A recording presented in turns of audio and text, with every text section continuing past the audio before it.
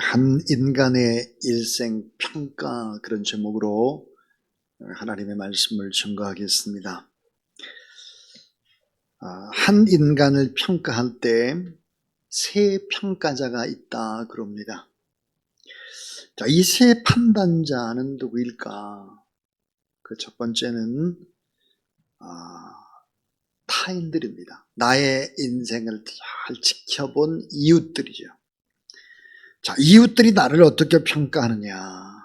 나의 가장 가까운 이웃들이 과연 나를 어떻게 이야기할까 하는 것입니다. 내 삶의 일거수일투족을 계속해서 지켜보던 이웃들, 내 가족들, 나의 친구들, 또 나의 이웃들, 또 나의 가족들, 나의 아내, 나의 남편, 나와 함께 신앙생활하던 성도들은 내 모습을 보고 뭐라고 평가할까? 길게 평가하지 않을 것입니다. 누구는 어떻게 살았다, 이렇게 단 한 문장으로 평가를 할 것입니다. 자, 이웃에게 좋은 평가를 받는 것은 대단히 선교적 관점에서 중요합니다. 1세기 초대 크리스찬들은 이웃들에게 불신자로부터 핍박도 받았지만 많은 칭송을 받았습니다. 그래서 예수 그리스도를 믿는 사람들의 수가 기하급수적으로 늘어났습니다. 자, 초대교회 집사의 자격에는 세 가지 요소가 포함되어 있었죠. 하나는 성령이 충만한 사람, 그 다음 지혜가 충만한 사람, 그 다음은 뭘까? 주위 이웃들로부터 칭찬을 받는 사람이었습니다. 바울 사도는 믿음의 아들인 디모데에게 지도자의 자격에 관해서 말씀을 하면서, 지도자는 적어도, 여기서 말하는 지도자는 장로님이나 권사님 같은 그런 사람들, 외인들에게, 다시 말하면 주님을 믿지 않는 사람들에게 선한 증거를 가진 자라야 한다 그랬습니다. 그러니까 내 인생을 잘 지켜본 나의 이웃들, 나에 대해서 어떤 평가를 할 것인가 하는 것입니다. 그러나 우리는 이웃의 평가가 절대일 수는 없습니다. 사도 바울은 고린도서 4장 3절에서 이런 이야기를 하고 있습니다. 너희에게나 다른 사람에게나 판단받는 것이, 그러니까 평가받는 것이 내게는 매우 작은 일이다 그랬습니다. 사도 바울은 이웃에게 평가받는 일은 그게 그렇게 정확한 일은 아니다라고 얘기를 하고 있습니다. 왜 그럴까요? 인간은 실수와 허물과 모순 덩어리이기 때문에, 자기 시각에서 판단하기 때문에 정확하지 않을 수 있다, 그 말입니다. 자, 그렇다면 이웃의 평가보다 훨씬 더 정확한 평가가 있습니다. 이 두 번째 평가는 누굴까? 그것은 나 자신 스스로가 나를 평가하는 것입니다. 양심이 평가하는 것이죠. 양심은 알고 있습니다. 내 삶이 얼마나 떳떳한지, 떳떳하지 않은지를 내 양심은 알고 있죠. 자, 이웃에게는 칭송을 받으나 자기 자신의 평가에선 떳떳하지 못하면 괴롭습니다. 그런데 사도 바울은 고린도서 4장에서 자신의 양심의 평가마저도 정확하지 않을 수 있다고 말하고 있습니다. 양심은 점점점 변하기 때문입니다. 온전한 양심은 사실 가치 판단의 기준이 될 수가 없다 하는 것입니다. 그러므로 자, 이웃이 나의 삶에 대한 평가, 나 스스로 내 양심에 비춰본 나의 평가, 정확하지 않을 수 있다. 근데 가장 정확한 것은 세 번째다. 그것은 바로 오늘 또 나를 이 자리까지 이끄신 나의 창조주, 나의 구속주, 내게 힘주시고 늘 나의 걸음걸음을 인도하시는 성령 하나님, 이 평가는 완전한 평가다, 이렇게 이야기를 합니다. 자, D.L. 무디의 설교 가운데 이런 내용이 나옵니다. 만일 인간의 마음을 찍는 카메라가 발명이 된다면, 만일 인간의 숨겨져 있는 양심의 오점을 찍는 카메라가 발견이 된다면 이 사진을 찍는 사진사는 굶어 죽게 될 것이다. 왜냐하면 아무도 그 사진사에게 사진을 찍으려고 하지 않기 때문이다. 이렇게 말했습니다. 자, 인간이 만든 엑스레이라고 하는 것도 폐부에 숨어있는 흠집을 자세히 찍어내는데, 자, 불꽃 같은 하나님이 만든 하나님의 엑스레이로 사람의 부분들을 다 찍어내지 못할까? 요즘 보니까 MRA라고 하는 것이 있는데요. MRA는 뇌뿐만 아니라 작은 핏줄 속의 미세한 부분도 컴퓨터와 연결하면은 훤히 다 보일 수 있다는 것입니다. 여러분, 하나님이 만든 이 정확한 카메라, 모든 것들을 아시고 우리의 과거도 현재도 지금의 생각도 미래도 다 아시는 하나님 앞에 평가가 정확한 평가일 것입니다. 하나님은 우리의 삶을 보시고 우리 인간의 은밀한 생각과 계획을 아시고 우리의 삶의 여정과 삶의 자치를 아십니다. 그러므로 하나님만이 내리는 평가는 정확한 평가다 하는 것입니다. 자, 성경에 나타난 믿음의 사람들, 그 가운데 오늘 야곱에 대한 평가입니다.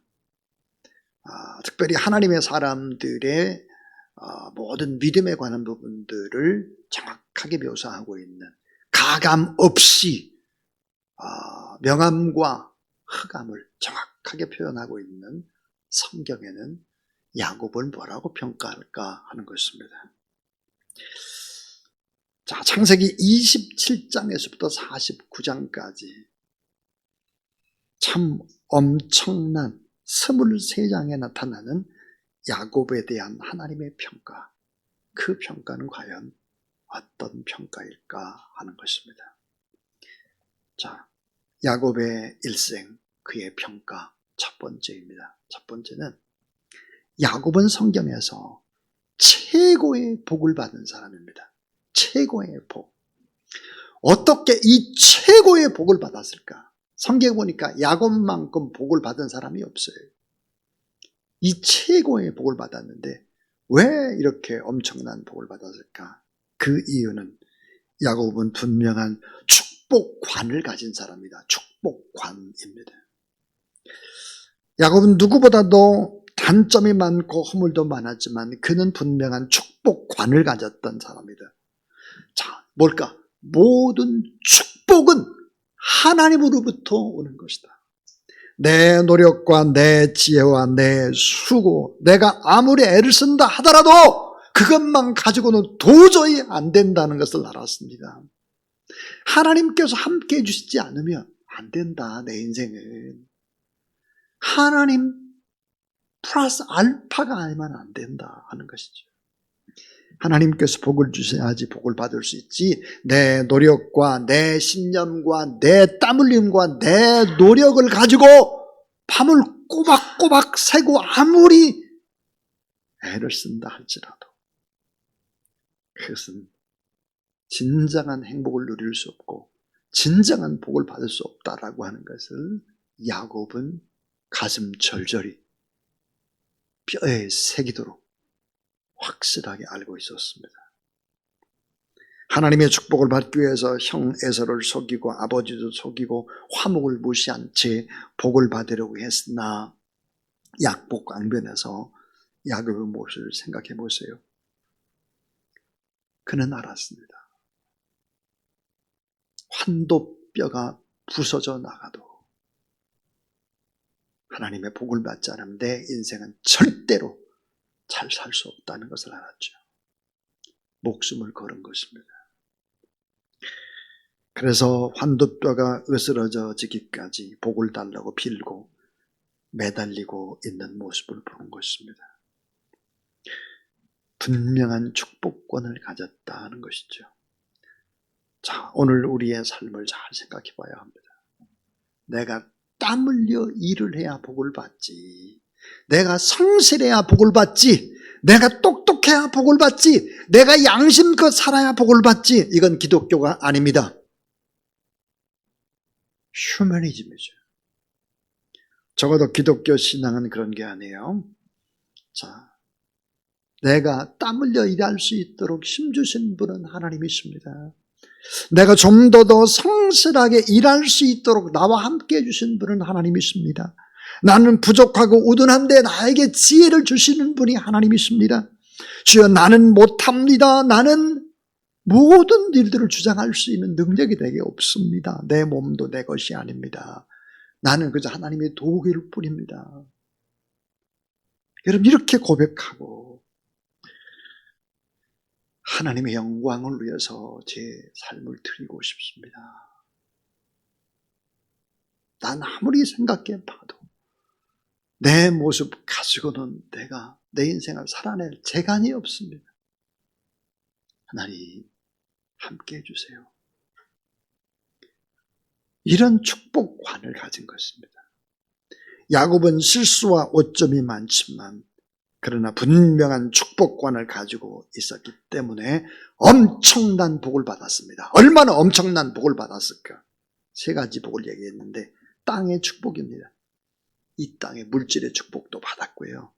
자녀가 잘 되는 축복을 받았습니다. 얼마나 자녀가 잘 됐을까? 이스라엘 12지파의 족장들이 다 되는 것입니다.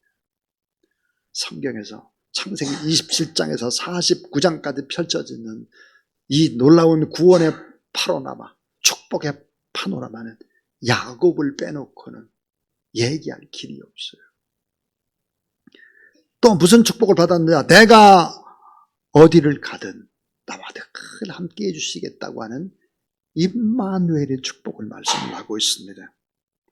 사랑하는 여러분, 바른 축복관, 하나님이 복을 주셔야지 나의 힘을 가지고는 안 된다라고 하는 이런 생각. 여러분의 자녀들이 아무리 좋은 대학을 가고 좋은 곳에 취업을 하고 무슨 사업을 잘한다 할지라도 그것은 반짝일 수 있고 그것은 오히려 타락의 지름길이 될 수 있고 하나님이 함께 하시잖아요. 안 된다라고 하는 이 사실. 우리의 자녀도 우리의 가정도 이 나라와 민족도 하나님이 복을 주셔야만 위대한 나라, 위대한 민족이 될 수 있다는 사실을 믿으시기를 바랍니다. 이게 기독교인인 거예요. 이거를 알지 못하면 오늘 또 예배를 소홀히 하고 내 노력으로 뭔가 해보려고 하고 그런 식으로 인생을 살면 결코 그 인생은 복된 인생이 될 수 없을 것입니다. 자, 야곱에 관한 하나님의 평가가 뭘까?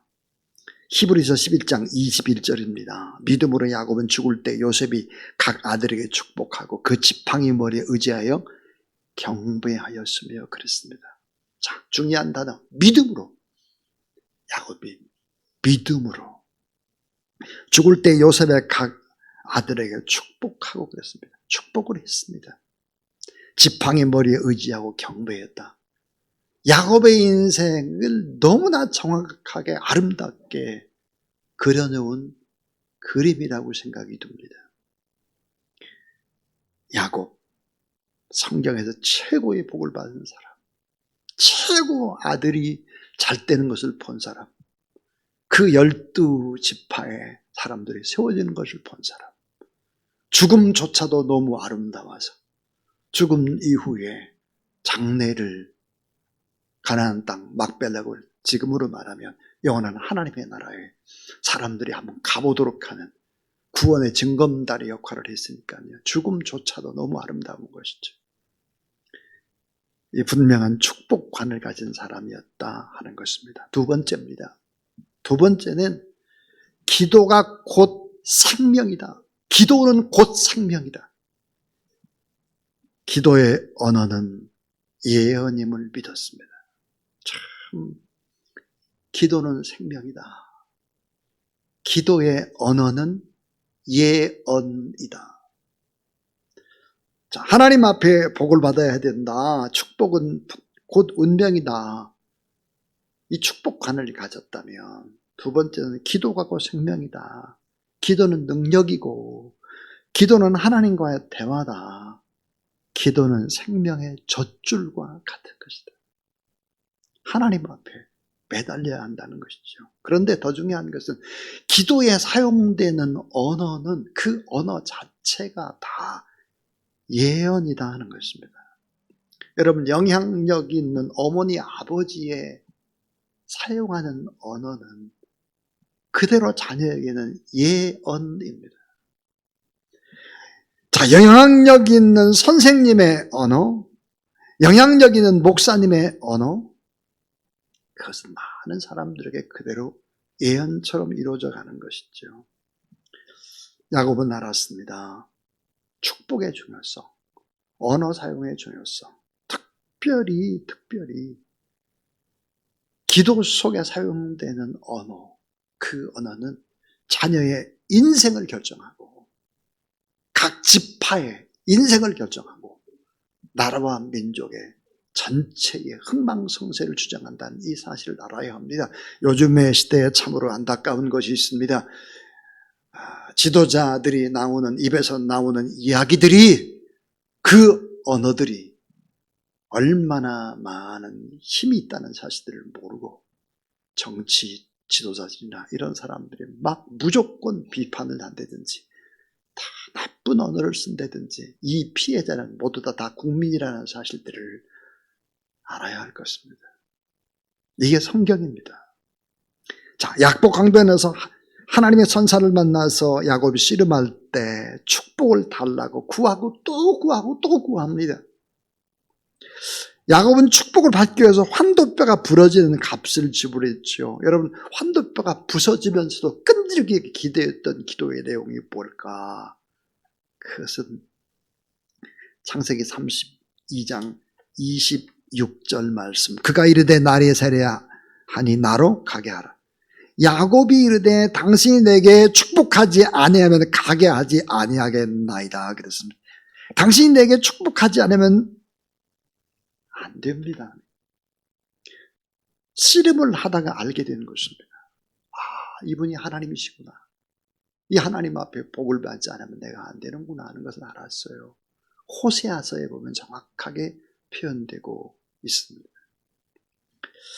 자, 야곱의 12자녀에 대한 축복은 곧 미래였다. 예언대로 그 운명의 파노라마는 펼쳐진다.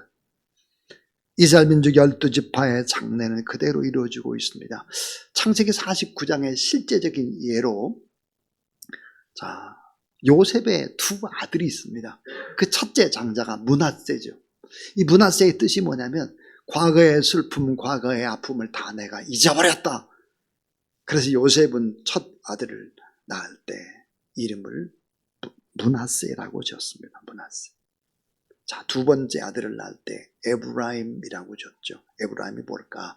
번성해서 2배의 축복을 누렸다, 그런 뜻입니다. 그러니까 이 므낫세와 에브라임이라는 이 두 아들의 이름 속에는 요셉의 신앙이 다 배어 있는 것이죠. 그런데 요셉이 이제 아버지 야곱이 다 늙게 되니까 이 두 자녀에게 복을 받아야 되겠다, 축복 기도를 받으려고 합니다. 그래서 자, 다 늙은 야곱 아버지 앞에 요셉이 두 아들을 세웠습니다. 자, 오른손으로는 장자의 권한이에요. 더 큰 축복이 많은 게 오른손이에요. 오른손에 므낫세, 왼손에 에브라임인데, 이 다 늙은 아버지가 손을 이렇게 하는 게 이렇게. 그러니까 요셉이 그러죠. 아버지, 그게 아니에요. 므낫세는 지금 오른쪽이고, 그러니까 므낫세한테 오른손을 대야죠. 그러니까 야곱이 그게 아니다 그래요. 나도 알고 있다. 그래서 이 야곱의 오른손은 어디로 가느냐? 에브라임을 향하고 왼손은 므낫세를 향하는 것입니다. 그러니까 에브라임이 어찌 보면 장자의 오른손이니까 장자의 축복을 받았죠. 시간이 지났습니다. 수백 년이 지나고 난 다음에 결과는 어떻게 됐을까 하는 것이죠. 자, 므낫세를 지치고 장자의 축복을 차지한 에브라임. 시간이 흘렀습니다. 북이스라엘 10지파 가운데 성경에 보면 이스라엘이라는 이 나라의 이름 대신에 에브라임을 넣고 있습니다. 에브라임. 그러니까 가장 강력한 지파가 된 것입니다. 따라하세요. 언어는 곧 예언이다. 예. 특별히 축복 기도는 곧 예언이라는 생각을 해야 하는 것입니다. 언어는 살고 죽는 문제를 결정하는 것입니다. 언어는 행복과 불행을 결정합니다. 언어는 축복과 저주를 결정합니다. 언어는 건강과 몸의 허약함, 질병을 결정할 수도 있습니다. 이 언어야말로 너무너무 중요한 것이다. 이 사실을 우리가 알아야 하는 것이죠. 왜 많이 그렇게 가슴이 아프고 왜 불행할까요? 쓸데없는 소리를 많이 하니까 그래요. 좋은 얘기하기도 시간이 없어요. 절대 긍정의 이야기, 하나님을 기대하는 이야기, 이런 이야기로 용기를 얻고 힘을 얻고 내 주변의 사람들이 다 살아나고 그렇게 되어지기를 주의 이름으로 축원합니다. 기도가 곧 생명이고 기도의 언어는 예언이었다 하는 것입니다. 그 다음에 이제 세 번째 이야기입니다. 세 번째는 예배에 목숨을 거는 믿음의 사람이었다 하는 것입니다. 자, 히브리서 11장 21절 믿음으로 야곱은 죽을 때 요셉의 각 아들들에게 축복하고 그 지팡이 머리에 의지하여 경배했다 그랬습니다. 참 야곱의 인생에 너무 아름다운 그림이라는 생각이 듭니다. 우리도 야곱처럼 이렇게 죽으면 얼마나 좋을까 그런 생각을 하죠. 오늘 히브리 11장 21절에 야곱이 경배했다 그랬습니다. 근데 지팡이 머리에 의지했다는 거예요. 지팡이 머리에 의지하고 숨은 제대로 쉴 수 없죠. 거친 숨을 몰아쉬면서 하나님 앞에 마지막으로 경배한 것입니다. 그런데 지팡이 머리에 의지했다 그랬어요. 지팡이. 이 지팡이라고 하는 것이 뭘까 하는 거예요. 그 지팡이는 여러분 우리 보통 지팡이 그러면 베두인족의 지팡이는 고생의 상징과 같습니다. 양떼들을 몰아야 되니까 가축대를 몰아야 되니까요. 베두인족은 최하위 계층이니까. 우리 조선시대로 말하면 우리나라의 백정의 계급에 해당하니까요. 그래서 애굽 이 당시에는 가장 천민들이 누굴까? 베두인족이었습니다. 그들이 가지고 다니는 지팡이. 그런데 이 지팡이는 어땠을까? 이 지팡이는 축복의 상징이 됩니다. 자, 모세도 이 지팡이를 가지고 엄청난 일을 하잖아요. 야곱도. 여러분 왜 지팡이를 잡게 됐을까요? 아버지 집을 떠나서 삼촌 라반의 집에 갈 때 그의 손에 있었던 지팡이, 그 하나로 시작한 지팡이 어떻게 됐을까? 창세기 32장 10절. 나는 주께서 주의 종에게 베푸신 모든 은총과 모든 진실하심을 조금도 감당할 수 없사오나 내가 내 지팡이만 가지고 이 요단을 건넜더니 지금은 2때나 이루었나이다 그랬습니다. 축복의 지팡이죠. 그런데 이 축복의 지팡이는 따지고 보면 어떤 지팡이였을까? 결국은 약복 강변에서 환도뼈가 다 부러지고 난 다음에는 이 지팡이는 일종의 다리 역할을 하는 지팡이였습니다. 이 지팡이를 붙잡고 마지막으로 하나님 앞에 예배를 드렸다. 그렇게 얘기를 하고 있습니다. 자, 하나님은 예배자를 찾죠. 예배를 잘 드리는 자. 그런 참 복을 받는 자리죠. 자, 예배를 잘 못 드리는 자는 버림을 받는 자입니다. 자, 하나님은 예배를 잘 드리는 자를 얼마나 귀하게 여길까? 그것은 바로 성전을 얼마나 소중히 여기는가 하는 것을 성경에 누누이 얘기하여 하고 있죠. 자, 성막을 세우는데 최선을 다했고 성전을 건축하는 데 최선을 다하죠. 하나님을 예배하는 처소가 있는 예루살렘 성벽 건축을 너무 귀중하게 여겼습니다. 모세는 성막을, 다윗이나 솔로몬은 성전을, 느헤미야는 예루살렘 성벽을 수축했죠. 예수 그리스도는 성전을 청결하게 했습니다. 왜 그랬을까요? 예배드리는 곳이기 때문입니다. 예배의 소중함, 예배라는 것이 사탄을 이길 수 있는 힘이고 세상을 이길 수 있는 힘이 바로 예배에 있다 하는 것입니다. 자, 우리가 자녀에게 남길 것이 많지 않습니다. 자녀들에게 남겨야 될 유산이 있다면 그것은 바로 언어의 유산. 어떤 언어? 축복의 언어의 유산. 또 하나는 예배의 유산일 것입니다. 아브라함이 하나님 앞에 예배 드리는 모습을 봤던 이삭을 생각해 보십시오. 자기 아들까지도 번제를 드리고 싶어 하고 하나님의 음성을 듣는 이 아브라함의 예배의 모습, 그 모습 속에서 이삭은 나도 이렇게 예배 드려야 되겠구나. 그 이삭을 바라본 사람이 누구였을까? 야곱입니다. 유산입니다. 유산. 자, 이제 마지막 이야기는 야곱의 일생을 평가한다면 그 일생은 어떤 일생이었을까? 축복을 베푸는 믿음의 사람이었습니다. 축복을 베푸는 믿음의 사람입니다. 자, 창세기 49장 28절에 보면 이들은 이스라엘 12지파라 이와 같이 그들의 아버지가 야곱이 그들에게 말하고 그들에게 축복하였으니 곧 그들 각 지파의 분량대로 축복하였더라 그랬습니다. 자, 그들에게 말을 했습니다. 말. 그 말은 축복의 언어였습니다. 그러니까 축복을 베푸는 믿음의 사람이었습니다. 야곱은 축복하시는 하나님, 또 축복을 믿고 축복을 경험했고 축복을 소중히 여겼습니다. 그러므로 축복을 베풀고 있습니다. 이 모든 것들이 다 연결되는 것이 무엇일까? 구원입니다. 구원. 사랑하는 여러분, 자, 한 해가 다 가고 있습니다.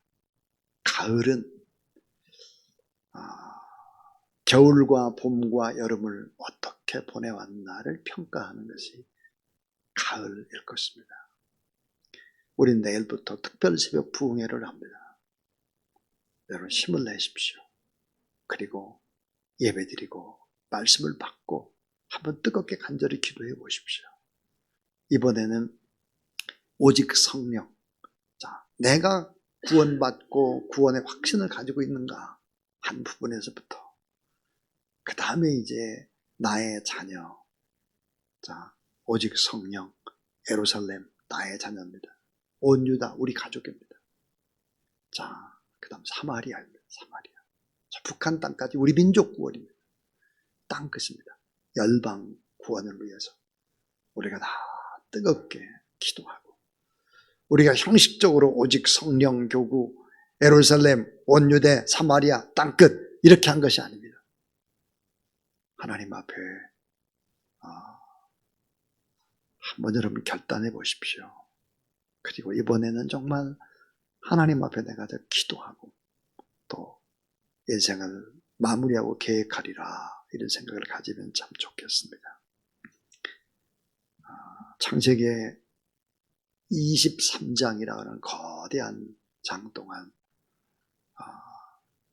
살아왔던 야곱이란 인생의 평가, 한 인간의 일생의 평가, 그것은 곧 우리가 어떻게 살아야 될지를 보여주는 평가입니다. 야곱은 인생 최고의 축복을 받았습니다. 그것은 축복관입니다. 하나님이 복 주시지 않으면 안 된다 하는 것입니다. 기도가 곧 생명이다. 기도의 언어는 곧 예언이다. 예배의 운명이 결정된다. 축복을 받았으면 그 축복을 반드시 베풀어야 한다는 것입니다.